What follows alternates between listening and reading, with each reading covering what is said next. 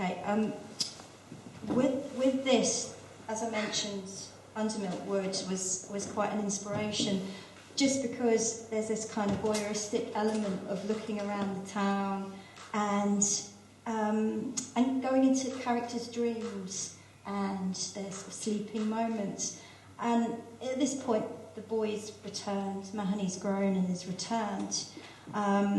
So this is just a kind of look around the sleeping village. Mulderig is asleep under the awning of the night sky. Above her, stars can be seen now and again through the inked smudges of ragged clouds. By day, Mulderig appears respectable, a solid, fat-ankled mammy dressed in patchworked fields. But at night, when Mulderig lies down under the moon, she's gypsied to the nines, beringed and braceleted with fairy thoughts.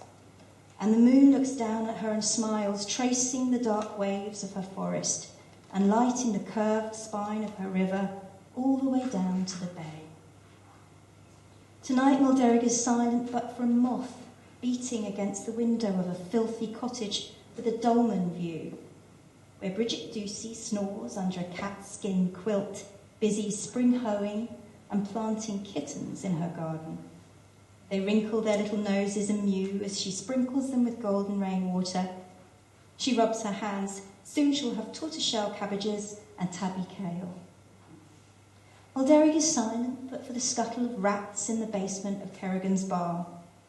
In his bedroom above, Tige wallows heavy weight under a blanket of crisp packets on white pillows of stout foam. He's dreaming of screaming eels. He catches one with a fresh perm. She bites him hard.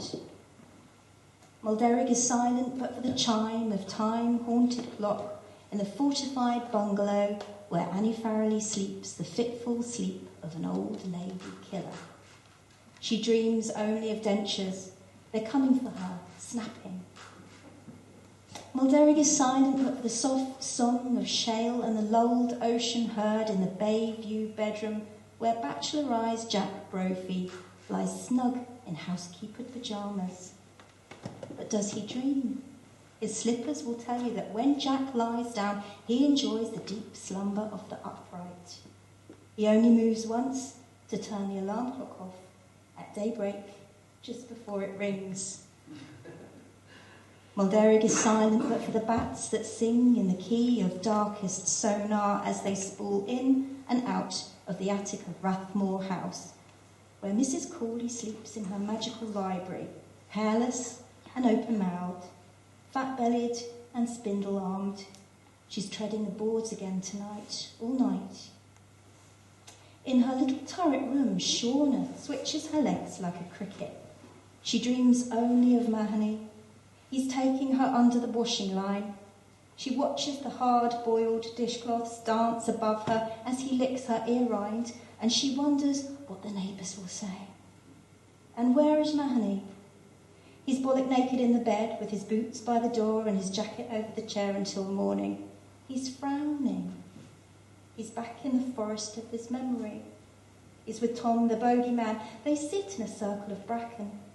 Tom has a bag. He opens it, and beetles come running. The beetles run lightly along Tom's crossed leg. They thread between his fingers. Tom has gifts for Mahoney, found in the forest and kept only for him until his return. He lays them down one by one. Look.